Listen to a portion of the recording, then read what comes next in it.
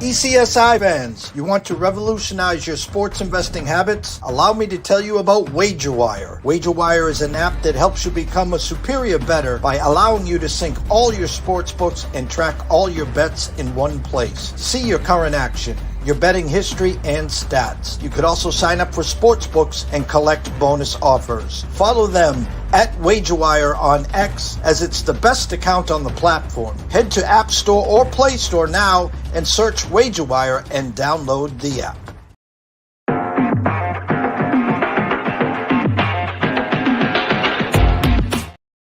Excuse me, Mr. DJ. Hey, check this out. We got a great show coming your way.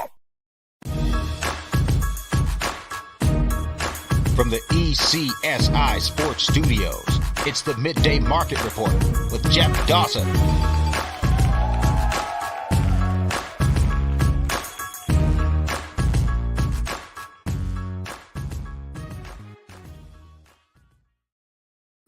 Good afternoon, sports fans from all around the globe. I am the host, Jeff Dawson, East Coast Sports Investors, and this is your Midday Market Report for Wednesday, May 15th, 2024. Just that's right, 2 weeks left in May. I mean, holy shit. Busy week in front of us. 5 o'clock today, myself and Brady Kannon will be breaking down the PGA Championship, the second major in the books. Thursday, Sean Alvarez from Wager Talk will be breaking down the Preakness, the second of their Triple Crown run. Mystic Dan, now the favorite, as the favorite. The number 4 was scratched, so it'll be interesting to talk to him there. But today is Talking Baseball. Scotty Webb live from Tampa will be joining us here. Big afternoon slate, so I wanted to bring him in so we could break down some games there. The ECSI VIPs on a nice heater. Plus 13 games, our last 44 games.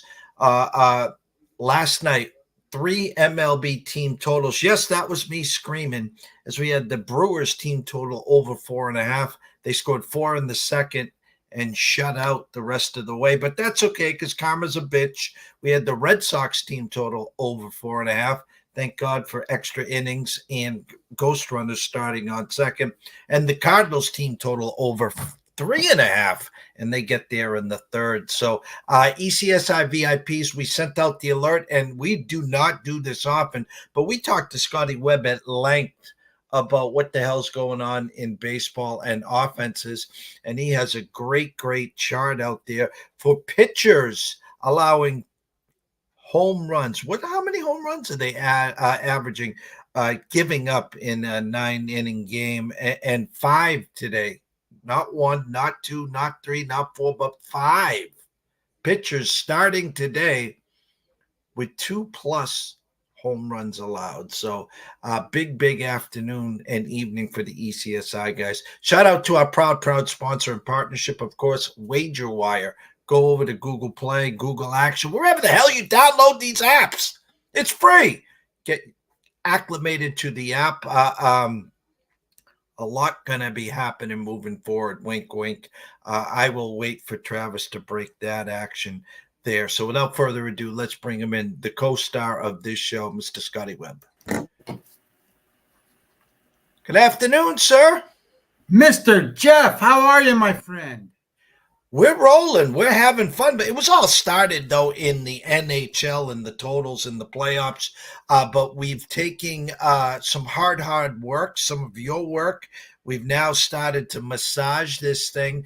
I said in our alert today, I am not using it as a buffet, and I did on Monday. We gave out 2 team totals because of the home runs and went 1-1, and I left the Rockies on the desk. They were at the Padres. It's one of those that, you know, when you got to squint and you got to pucker up, you hate to do those games. And those are the games that come flying in. I mean, the Rockies scored 4 runs in the first 3 innings. You know, that game was sweat free, but busy slate out here today. How you been, Scotty? I'm good, man. I wouldn't say I'm struggling. I just tired of win 1, lose 1, win 2, lose 2, win 2, lose 1, win one, lose two. That's what I've been doing. So trying to change things up a little bit. I have been playing a little more team total since we've been talking about some of that stuff. And I don't know if you looked today, but like one of the things I thought was an interesting number today was the Rockies. And I don't like the Rockies. I think the Rockies are one of the worst teams in Major League Baseball. But every single team wins 50 games, and every single team streaks. And the Rockies have won, I think, 5 or 6 in a row. And King, who they're pitching, facing today, he's off a great game the last time, and their team total is 2.5 for God's sakes. So the Rockies are 5th in offense right now. You're telling me that they can't score more than 2.5 runs? I have to play the Rockies today, and I'm like, what the hell is going on? Because the other game I like today, Jeff, is the goddamn White Sox. So I'm sitting there and I'm going, what am I doing? I am betting the 2 worst goddamn teams in baseball. But you know what? That's the way it works sometimes. And you got Patrick Corbin coming off of 2 great games, and great games for him anyway. And if you sit there and look at it, you got Crochet pitching for the White Sox. And I know he's had a little bit of rough luck, and he's given up a couple of home runs. But the Nationals don't hit left-handed pitchers very well. And I sat there and I go, I can get the White Sox minus a half a run for the first 5 innings against Patrick Corbin for minus 120. I'll take a shot. It's funny because we went against King. We had the Dodgers team total against his last start. He struck out 11 in the first 5. And I'm like, yeah, King has crowned the Dodgers. So I do know that one. Before I turn the slate over, because there's some early games getting ready, our Paul Skeens talk, which was right at the end of our last show, 30,000 views on TikTok, 30,000 views on Instagram. And I just think some people just want to hear themselves talk. Okay. You and I both follow baseball. We eat, sleep, drink, shit baseball. And because of my work with the NCAA Insiders the last 2 seasons, I've been following a lot more college baseball before the Cape League starts in a few weeks, which I'll be there every night. We weren't saying Paul Skeens can't throw 100 pitches. We weren't saying Paul Skeens hasn't pitched 9 innings. We weren't saying anything like that. What we were trying to say is the Pittsburgh Pirates had been babying him in the minors, 3 and 4 innings, 50, 60 pitches. They were building up his arm strength to get him ready for Paul Skeens Day last Saturday, which I would have waited till Sunday because the weather sucked. Start, stop, whatever. Great first around the order. Second time around, I guess there was a little trouble in the fielding, but it was what we expected. Glad to see him up. Welcome to the Bigs, Paul. Thoughts on Paul Skeens Day on Saturday and all the publicity we got on our little comment about Paul Skeens in the minors. Look, I think Paul Skeens is a good pitcher. I think that I think there's 2 things. So the first thing is, I remember back when Strasburg was called up and the surrounding hoopla that came with him. Strasburg looked better. He looked more ready than Skeens did. Polished. Yeah, well, that's the right word. He did. That doesn't mean that Skeens isn't going to be good. That doesn't mean anything. Doesn't mean anything.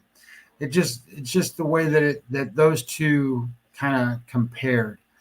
I think that obviously the kid had to be nervous, and every pitch, everybody was like, going crazy because he's throwing 100 miles an hour and blah, blah, blah. But so did Strasburg. I mean, don't forget what Steven Strasburg was. I mean, I know his arm fell off, but that's not, that's a whole different other issue. And they babied the heck out of him, and he still fell apart. So I think that they're going to follow that same pattern here with Pittsburgh. I don't think Skeen's going to pitch a whole lot of innings. I don't think he's going to throw a lot of pitches in starts. I think what's going to run into the issue with Skeens is he's going to have his good days and his bad days, just like any other pitcher will.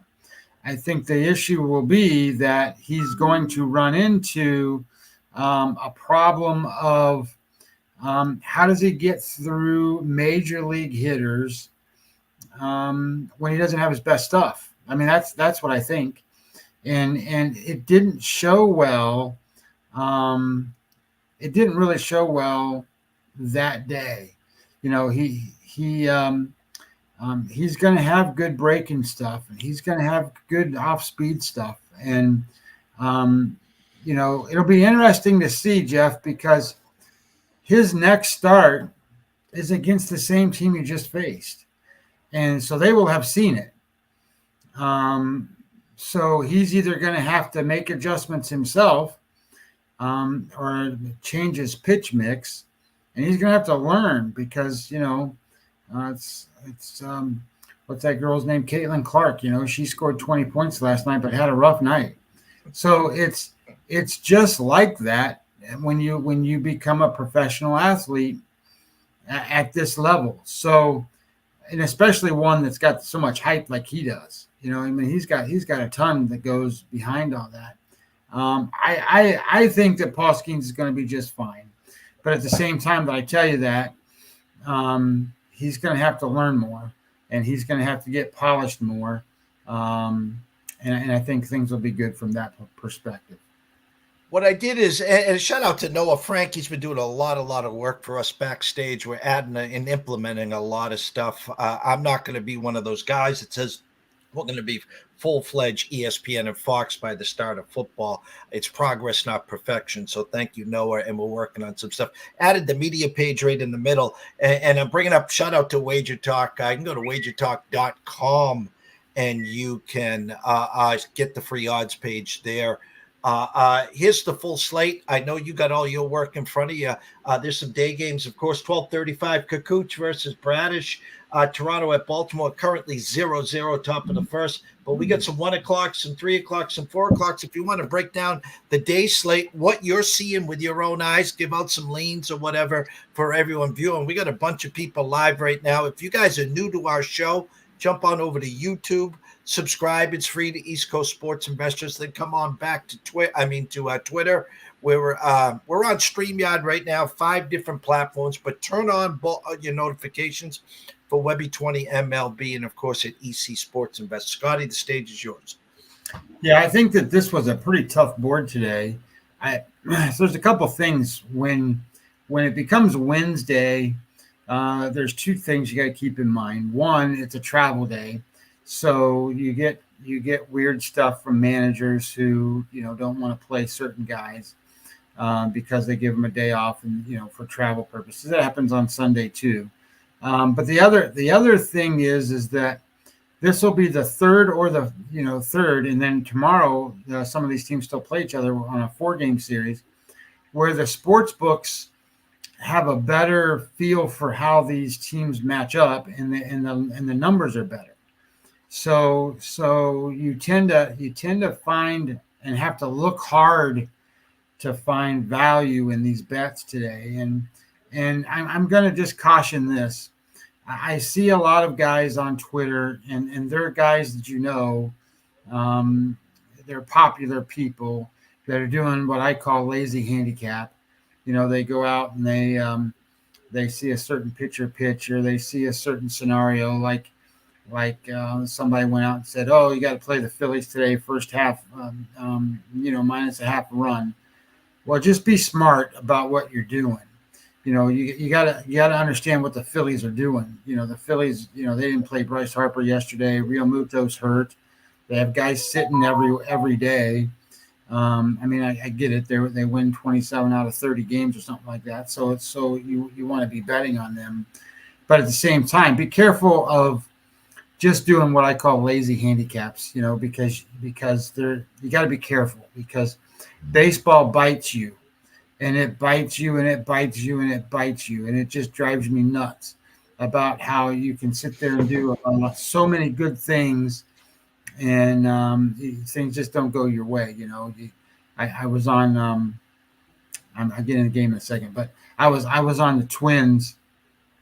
No, it was the Tigers against the Marlins the other day, and it was in the first 5 innings. All I had to do was cover half a run. And they scored 3 right away, and I'm like, this is good. And then they got into the 5th inning, and it's still 3-0. They're ahead, 2 outs, and then the Marlins go score 3 runs. And I'm like, what the? With 2 outs, they scored 3 runs, and it just took that game right away, and deflates your attitude a little bit. Baseball's hard. You got to really figure you're going to get those kind of beats. And then when you get wins too that are crazy, but you seem to lose more than you seem to win on those kind of spots, but whatever, it is what it is. So anyway, that being said, I thought that the board was really tough today. My numbers matched up a lot with what the odds were. And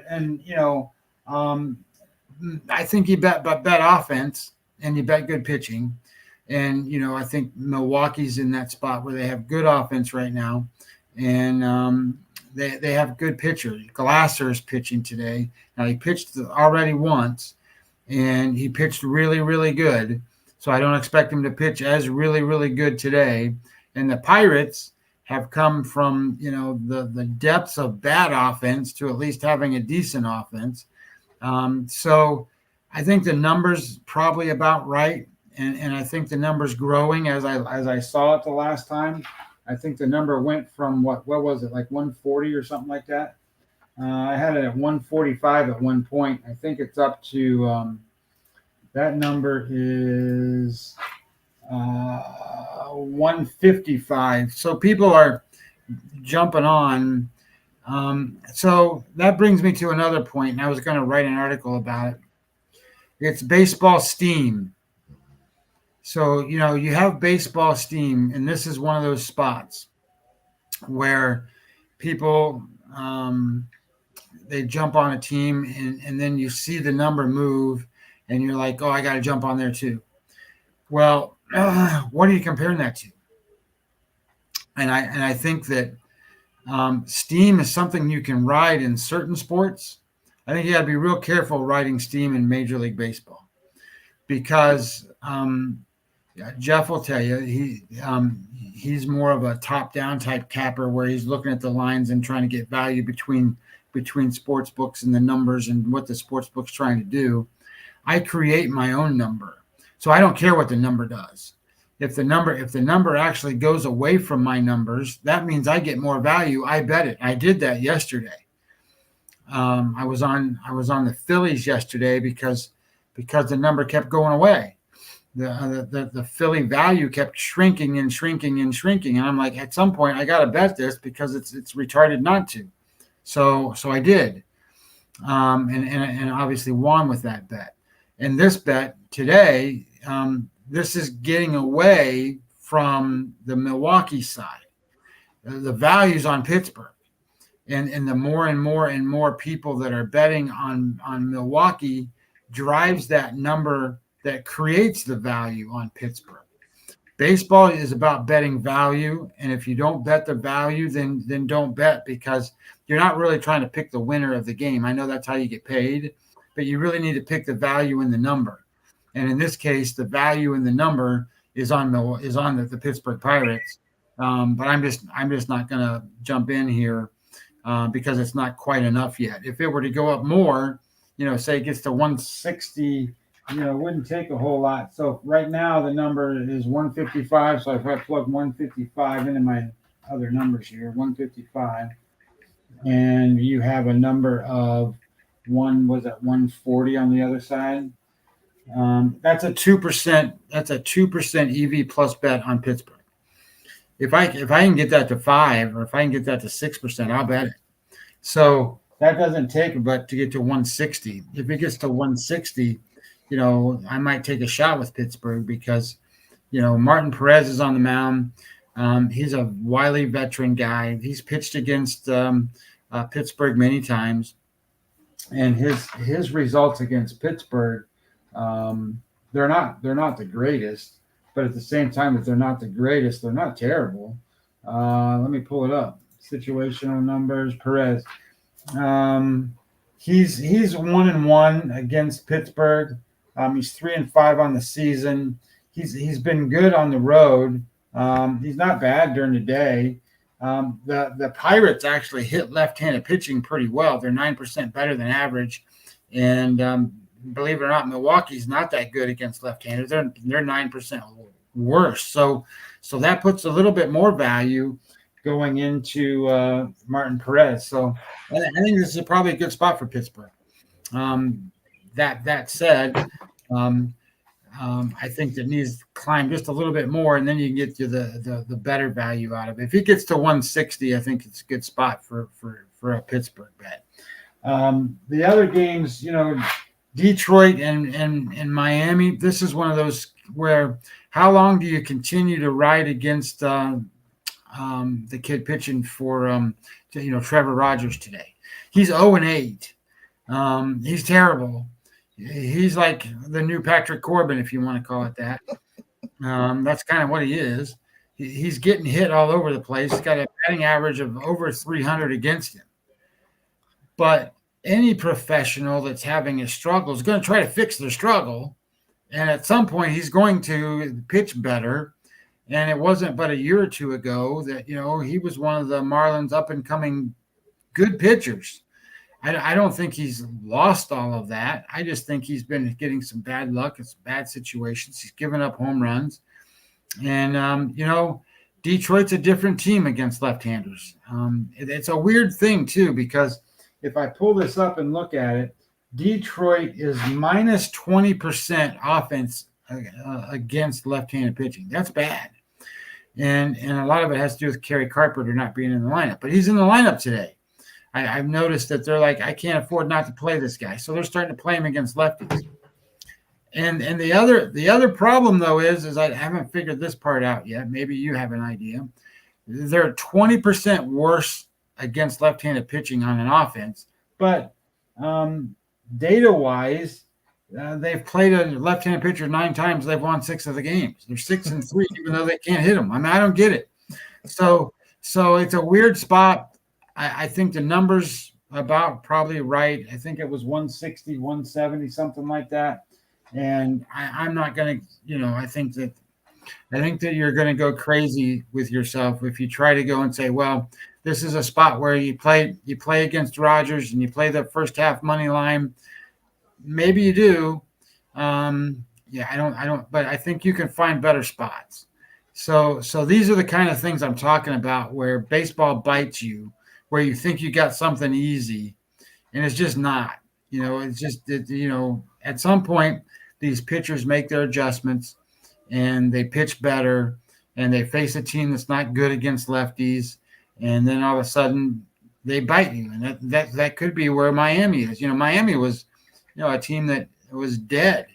The morale was terrible and all, but they've been winning a few games here and there. And they've been playing competitive baseball. So their bullpen's been halfway decent. So I think you just stay away from that one. But, to each their own, I guess.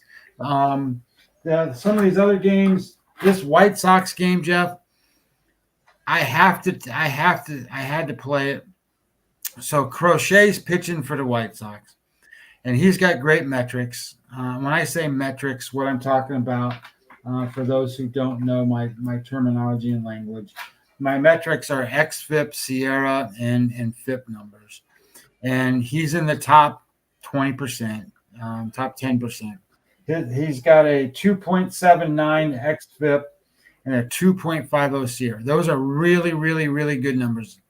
If you can get under, say, 330, 3.5, you're good. And he's under 3, so it's outstanding. He's got a 12.38 per 9 inning strikeout rate. So try to get on base against this guy. That's going to be tough. And then his batting average against is 237. League average is 240, 239 right now. And his whip rate's 1.13. I think Washington's going to struggle getting on base.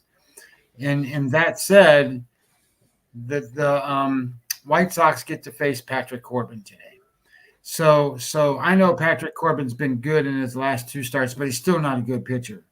He's his batting average against is 303, and his whip rate's 1.69. So he's given up, almost 2 guys an inning are getting on base, so they get a chance to score. He walks people and he gives up a bunch of hits. Doesn't strike anybody out, so balls are going to be in play. Tommy Pham has like 7 hits and 14 at bats against the guy, and Eloy Jimenez has 2 home runs against the guy. So give me the White Sox in the first 5 innings. I thought it was a pretty good play, pretty good spot, minus the 120. That was my early day play. And my afternoon play is going against King. I said that before, but King has got great metrics too. They're not as good as Crochet we just talked about, but they're still good. His strikeout rate's been better.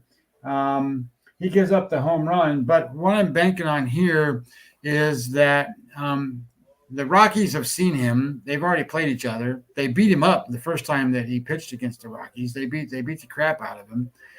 This will be the second time, but this is, say, 6 weeks, or not 6 weeks. 6 starts ago. It was a while ago. And what I like here is that I'm not picking them to win the game. Their offense is 5th in baseball right now. 5th. That's pretty good for a bad team. It doesn't matter whether it's a bad team or a good team. Every team's going to go through some of these cycles. They've won 5 or 6 in a row. It's a good spot, and I think that they can score more than 2.5 runs. That's what I'm counting on.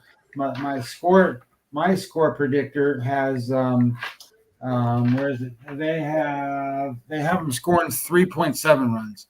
So I think that the over 2.5 runs is good here. And I like that one. That was minus 122. So I don't think there's a whole lot of real value out there today. I think Kansas City, Seattle's kind of tough. It's hard because Brian Woo's making his second start. And in his first start, Jeff, he left the game because he had forearm tightness and stuff in the 4th inning. And Brandon, I forget his first name. I don't think it's Brandon. It might be Brandon. It's Brandon Marsh is pitching for Kansas City. And here's what people don't know. He's made 6 starts. The Kansas City Royals and those 6 starts are 6-0. He is a pitcher you want to back and support. And I'll tell you this, the Seattle Mariners are probably the hardest team to follow and like, because you want to support them and back them, but all they do is go up and strike out. They strike out 30% of their at-bats. And if they're not striking out, they hit home runs. So that's kind of how it works with them. It's feast or famine, and I had them as a team total. I thought they'd get over 3.5 against Waka last night, and they hit two solo home runs and struck out 10 times. So that was it. They scored 2 times, and the Royals against Gilbert struck out 12 times, and they hit 1 home run, and it was a 3-run shot.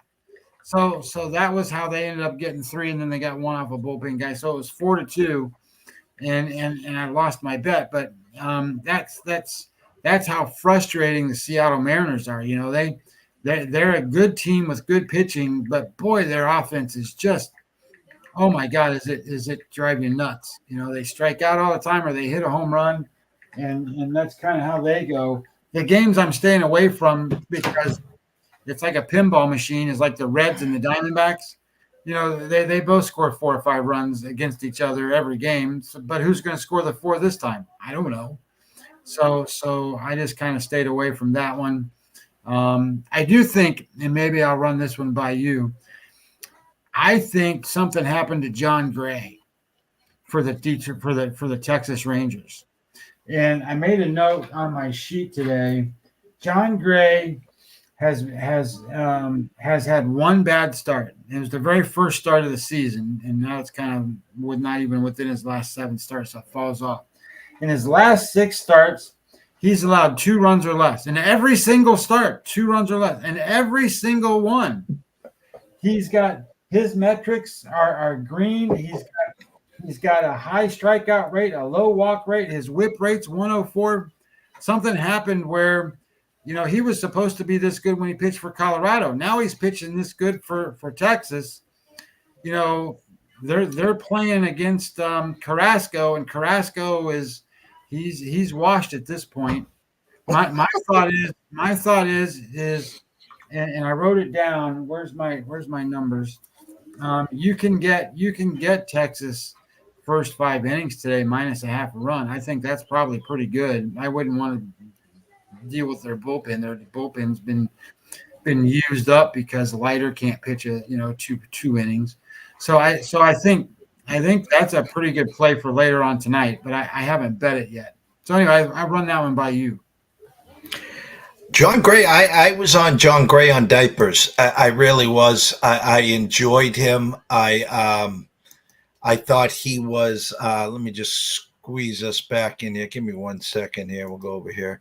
1 moment, please. Trying to be the hostess with the mostess here, Scotty.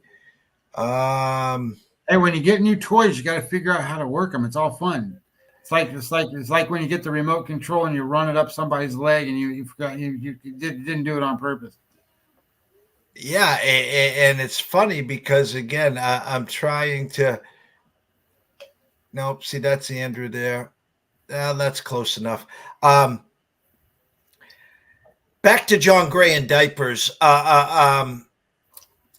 He was supposed to, be that guy, and I always faded him in Coors Field. Obviously, that was, he showed flashes, and he was supposed to be a big help when he came over to Texas. Maybe the light bulb finally went on.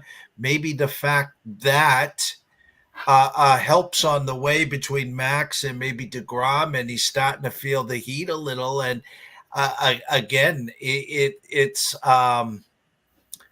tough for these guys. It really is. A lot of pressure. Go ahead. If Texas can hang on, because I think Texas's offense is better than any of the other offenses in the American League West. Even though Houston's starting to put a little bit of pressure out there. I mean, I think that their offense is deeper and runs better. They're not hitting right now, but they got nobody to pitch. I mean, Evaldi's hurt, so he's not pitching. Bradford's hurt, so he's not pitching. Obviously, DeGrom and Scherzer both aren't pitching. So they have Gray and they have Heaney. Those guys are out there. They keep calling up Leiter, but I don't think he's ready. He can't get past 4 innings. He gets bombed every time. They pitched Urena the other day. So I mean, they're just trying to. They signed Lorenzen, right? So they're just trying to do something, to hold water until they can get some of these guys back to help them to pitch, because they need Evaldi back, and they need Bradford. That Bradford kid was turning a corner before he got hurt. So I think those two guys would be big helps. I don't know what they're going to get from Scherzer. Scherzer's got something wrong with the nerves in his thumb right now. So he's supposed to be doing rehab right this second. Rehab starts. He's ready to pitch, but he's got something wrong with his thumb, so they won't let him pitch again yet. So I don't know how long he's out. Think about this. What do the White Sox got going on for them? They got nothing.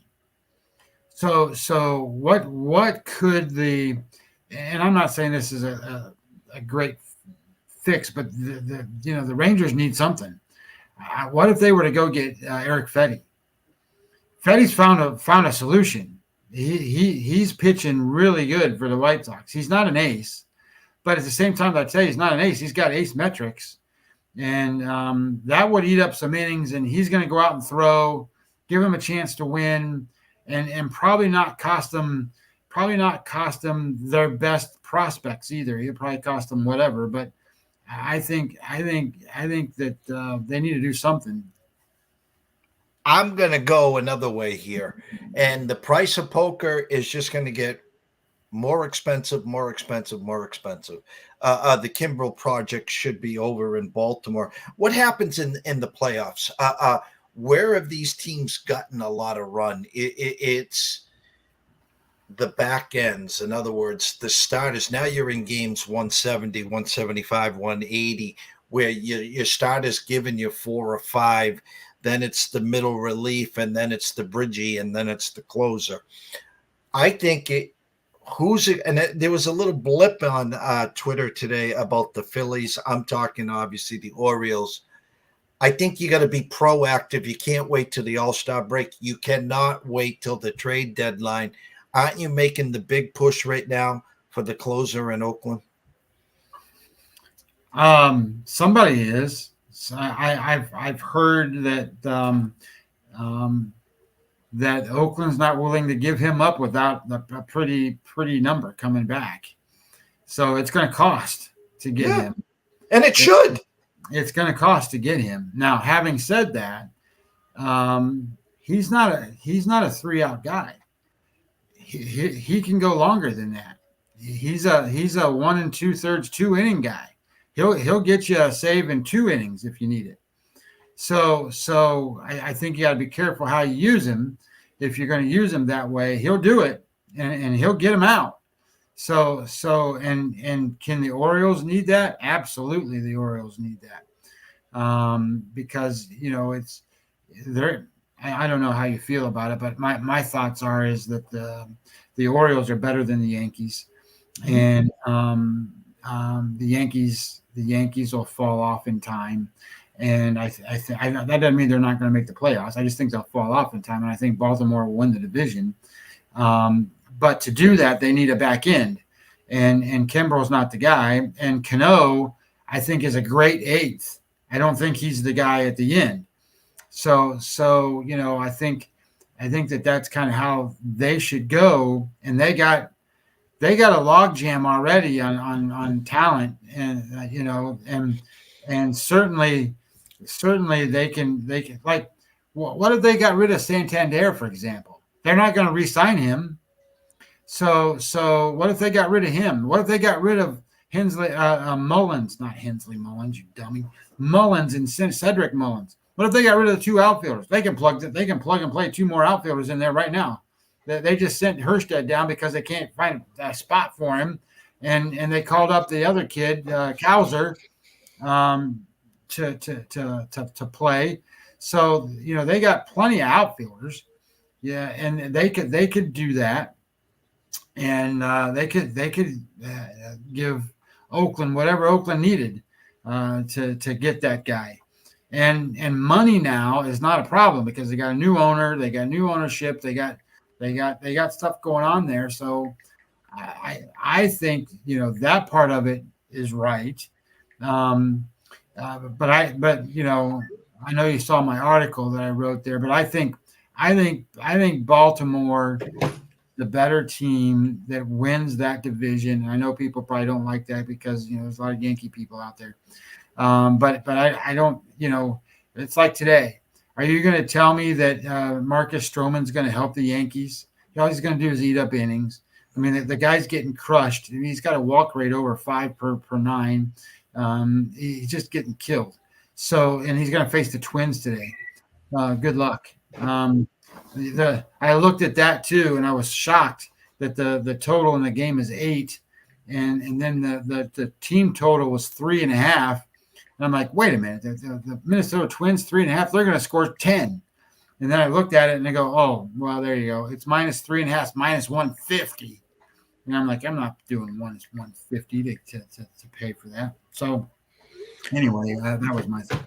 So as we slowly wrap up the show, top of the second, Baltimore 1, Toronto 0. Getting ready for Pittsburgh at Milwaukee. Perez versus Gasser. Miami at Detroit. Rogers versus Mize.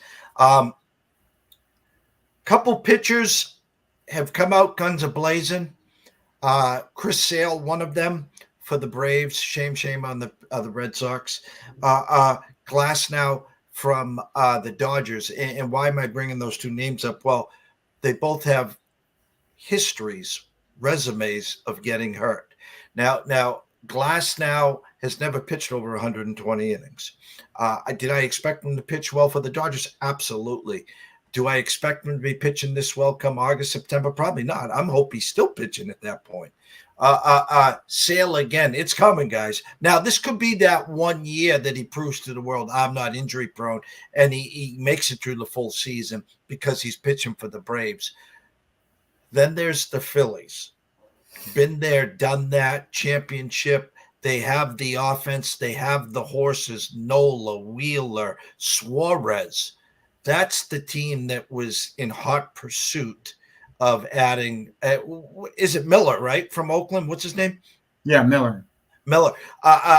Think about adding him and then pulling the closer to the 8th, adding the 8th inning guy to the 7th and 6th when you're wheeling out Wheeler, Nola. I think they jump right to the forefront. I know it's the Dodgers to win. We know what the Braves have. If the Phillies add that, you better start buying some shares and stock right now. I think you can buy them now. Sure. But I'm just saying, add that piece. So here's why I think the way I think, right? So the last 2 seasons, they got off to bad starts. They had to they had to figure things out and make runs just to make the playoffs and get in as a wild card. And then they did good in the playoffs because they're a good team. So this season, they don't have that problem. This season, they're just beating everybody. So as we go forward here, the team that I look at the Phillies and go, the Phillies are just as good, if not better, than the Braves, because the Braves don't have the pitchers anymore. They don't have, with Strider down, that's a big blow. So that doesn't mean they can't go get a guy or whatever. I don't think they can get a guy like Strider, but they're going to need something because they're not as good as the Phillies when it comes to that. As the lineup construction wise, the Braves are deeper, but that doesn't necessarily mean they're better. They're just deeper. So I like the Phillies to actually. I think the Phillies can win the East. And I think that they would be a good bet at this point because the longer you wait, I think the number gets shorter and shorter. So, and like you said, if they go out and get Miller, that really shores up their back end. Now, I think we should say that Miller didn't just show up out of nowhere. He had Tommy John surgery. Miller was a starting pitcher for the Oakland A's, and he got hurt. And then they go, well, let's just make him a closer because he throws this hard.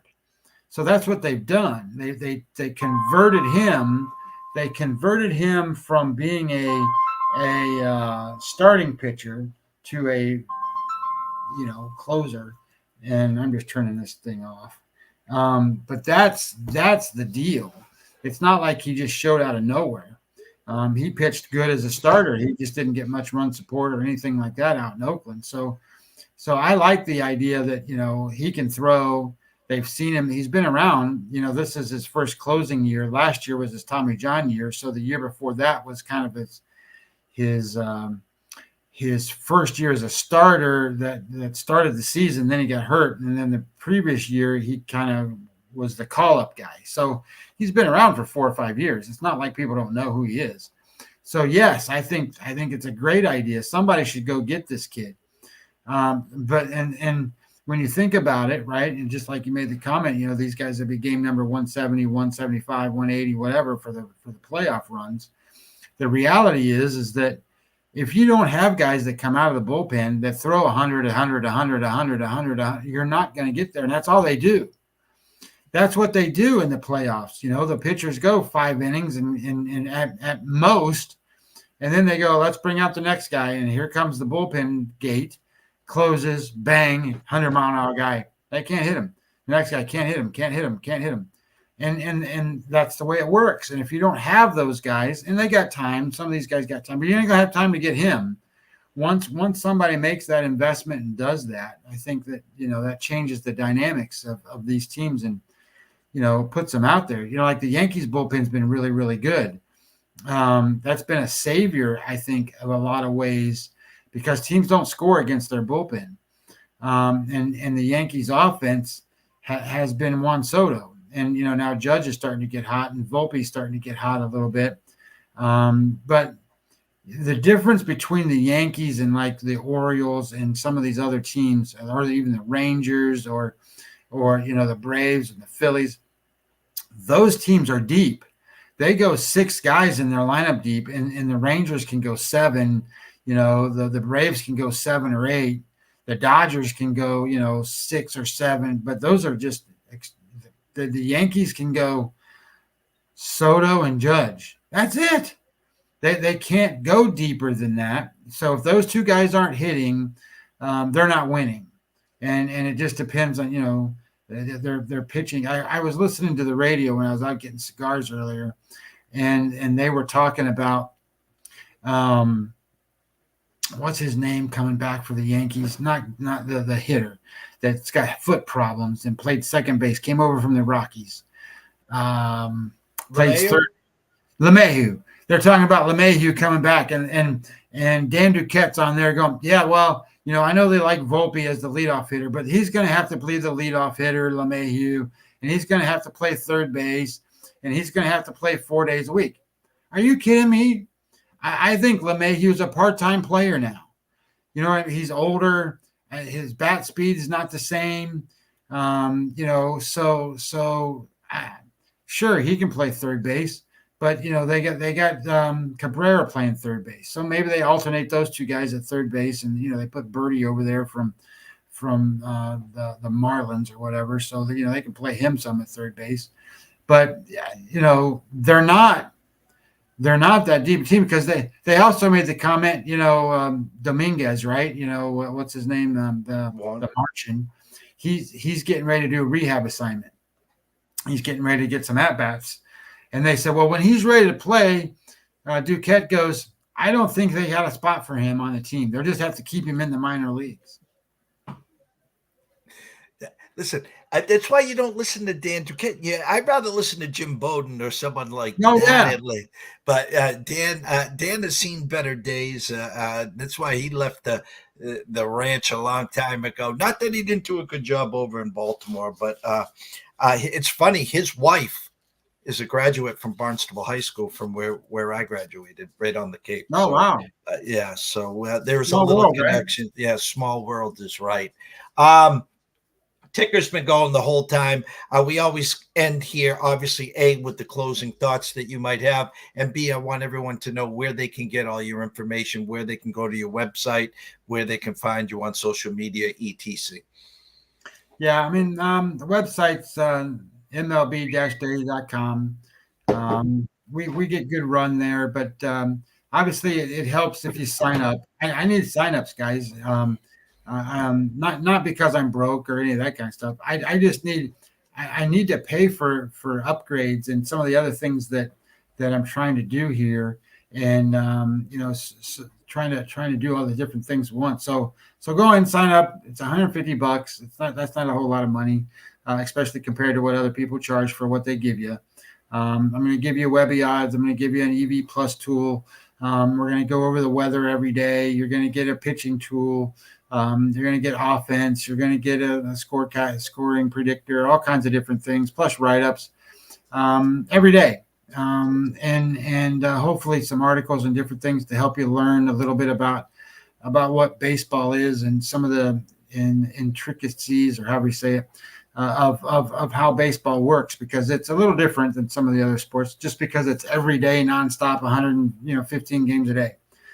So yeah, at MLB-daily.com, I'd appreciate a couple of signups. So go do it today, right now. No, I'm just kidding. But anyway, the point being is I think that we had a good conversation the other day about how baseball works, and baseball is not the same as what it used to be. Baseball is not what they used to say, get them on, get them over, get them in. That's what they used to be. But that's not what they're trying to do, and that's not what pitchers are trying to do. So the way baseball works and trying to figure out how baseball works is important, because that's how you need to gamble it. You need to bet it that way. And I think when you tie the two together, you'll get a clearer picture of really what you're doing and a better understanding of how that works.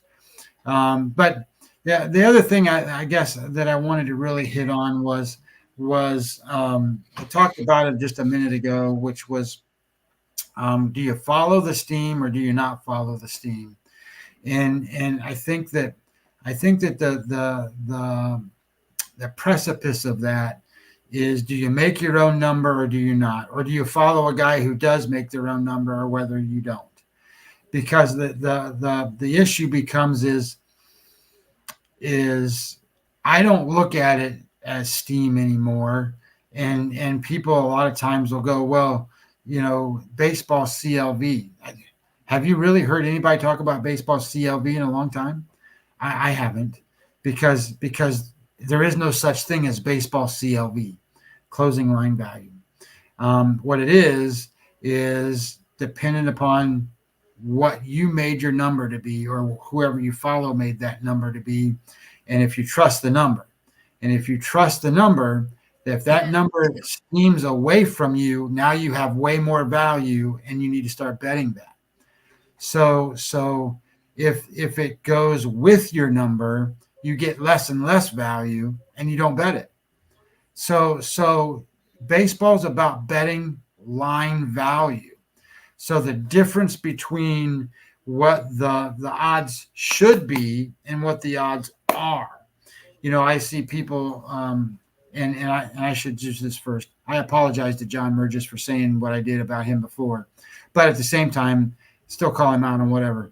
The reality is, I shouldn't have done it the way I did it, but the reality is, he's out here pumping all this stuff about being a former bookmaker. He can't make a line. So don't tell me that you're a fan, a former bookmaker, when you can't even make your own number. And if you, and that's what I mean by saying who you follow is very important to understand what they're giving you. He's giving you stuff that he gets from other people and from other things and from his buddies. And he says, here's my plays. And then goes on the internet and says, hey, you know what? I'm not going to give you, I only have a certain number of dollars for my bank account, or my bankroll that I'm going to allow for baseball, and the rest of it's for football. Okay. Well, the reason for that, John, is because you don't make your own numbers and you get your bets from other people. That's what happens. I've sat with you. I know how it works. Now, that being said,